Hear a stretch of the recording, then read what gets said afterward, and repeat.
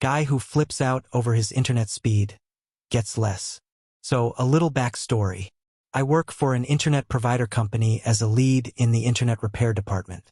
This means that I get calls from agents who work there that either need help with a situation because they are stuck and don't know what to do, or when a customer escalates the call asking for a supervisor, manager, or someone above them.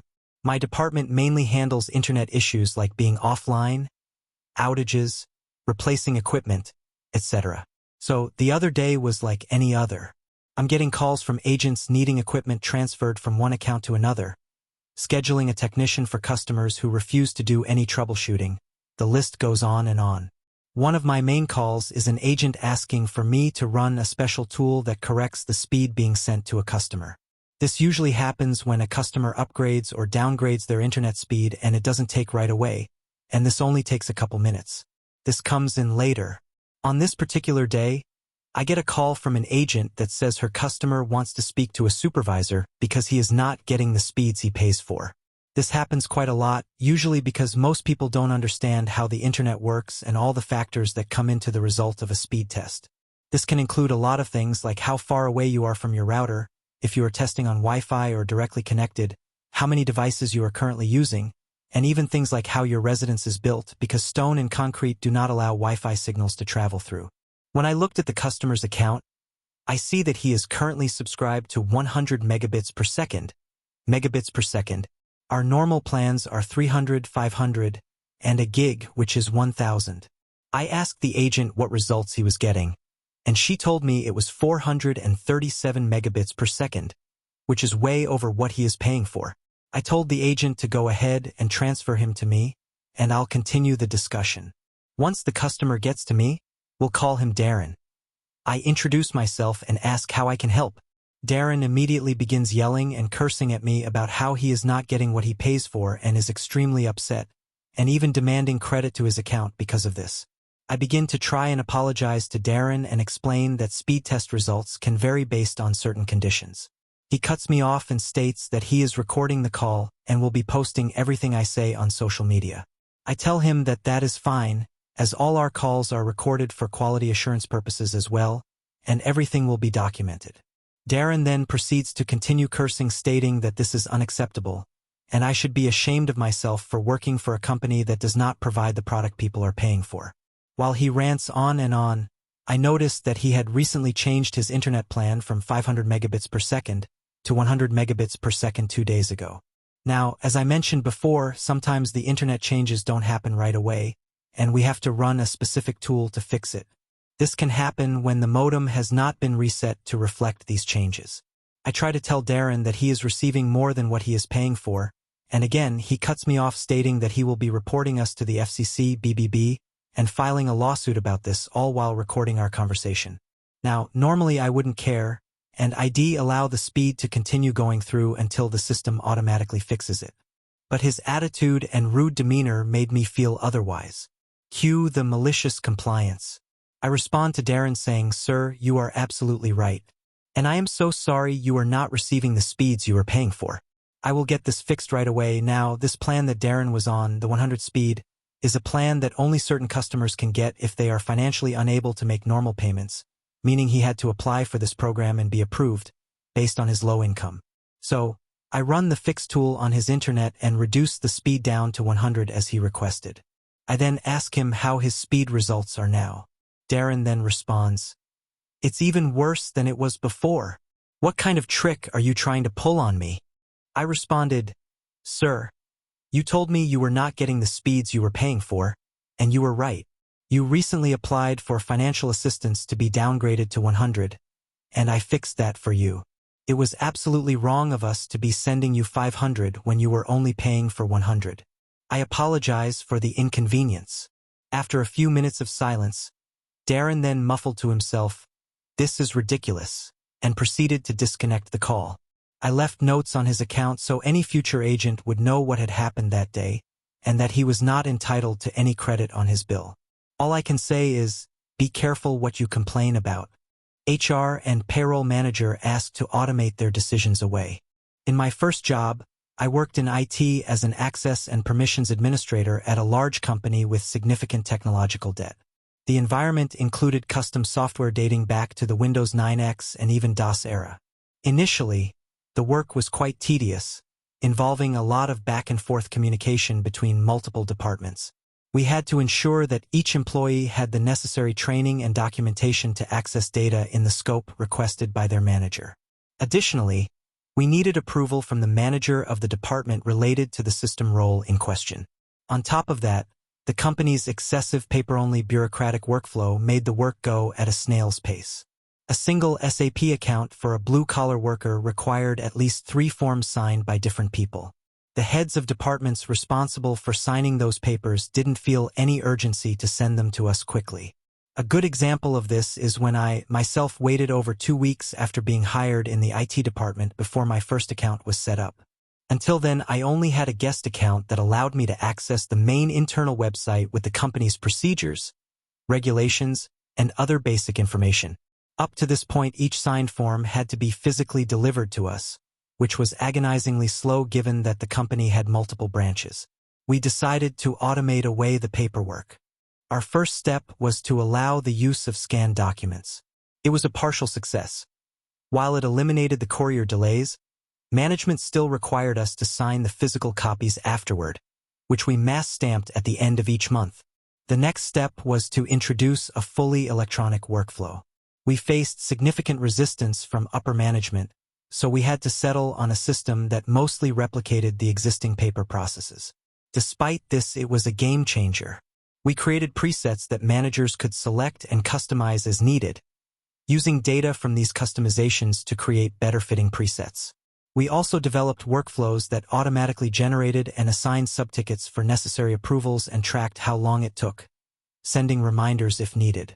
And finally, we got an approval from HR to access layoff data to generate user block/removal tickets. Sometime after we rolled out the new system, the HR/payroll manager made a big fuss.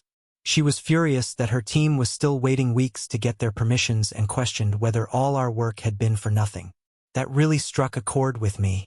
Inside, I was overjoyed, but I did my best to keep a neutral expression.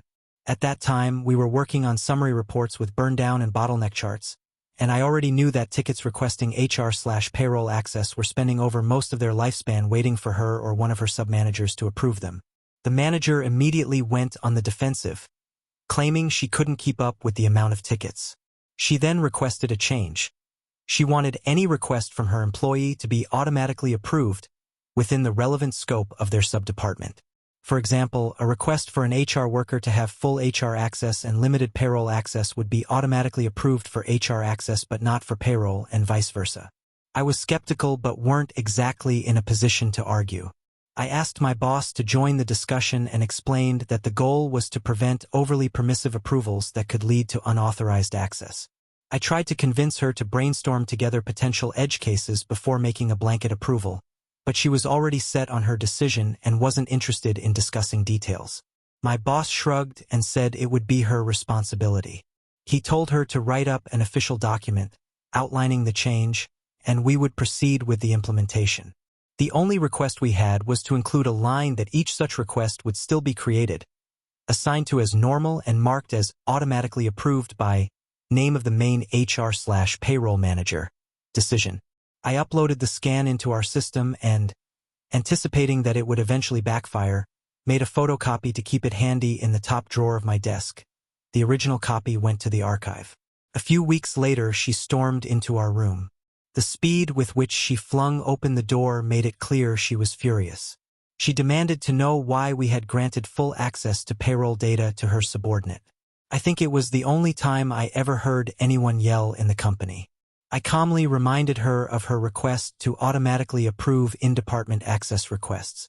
She wasn't having it, explaining that one of her low-ranking subordinates from the payroll sub-department had accessed the salaries of everyone in their department, including managers, and was unhappy with the paycheck disparity. Isn't that obvious that they shouldn't be able to do that? Well, yeah, to a human, but that decision was automated away by your request. I handed her a copy of the document she had signed, which instructed us to automatically approve any and all such tickets without exception. Immediately afterward, she asked us to roll back the change while she wrote up another document to cancel the previous one.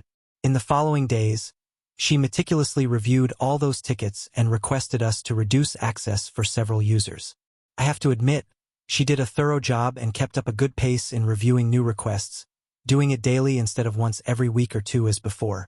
In the end, we managed to distill a subset of permissions that could be approved automatically and proceeded to implement a similar approach with other departments. P.S. I don't know whether that payroll employee managed to get the raise, but I'm sure they weren't fired, as we didn't receive any tickets to block or remove any accounts from that department in the following months. We are not allowed to ship products using anything other than a certain company? Okay, sure. I work in the apparel industry, and one of our customers is a company who frequently finds itself on lists of top 10 in the Americas. From our location, one of their gigantic distribution centers is only about 90 minutes away. Once, when we did a very small order for them, result only about 10% of our MOQ, we thought instead of shipping it through XpressX, why not just drop it off at their DC, since the shipping address was to their DC. It would get there faster than by XpressX and cheaper too. When our driver went there, the DC refused to take delivery. No problem, we called the person in charge on their side with our company, and we laid out the problem.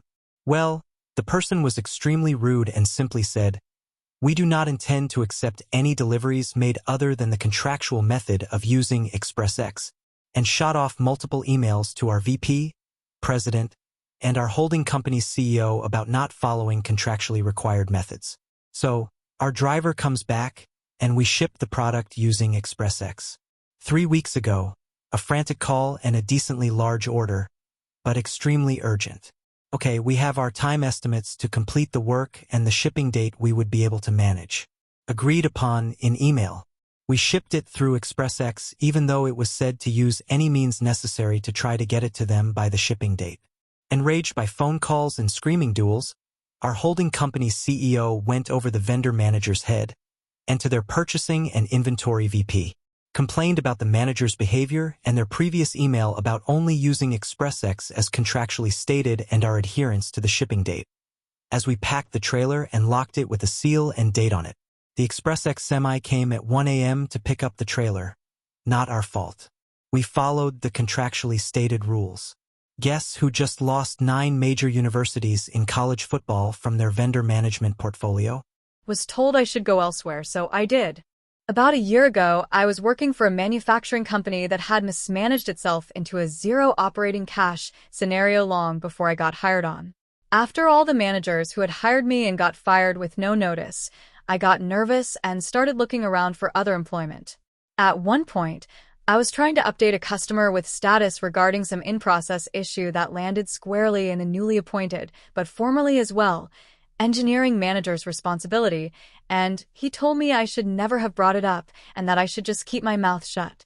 I told him it was too late for that and that they wanted to update, but he was too busy watching TV on his iPad, which as far as I can tell is all he ever really did, so I told him that I would just reach out to his contacts for the update myself. He said, "Yeah, do that. And if you don't like how long it takes me to respond to the customer, you should just go somewhere else." Little did he know I had an interview the next day. I have never quit a job with no notice in my life, until that day. Get ducked, Timmy. Thank you so much for watching the video. For more videos like this, please subscribe.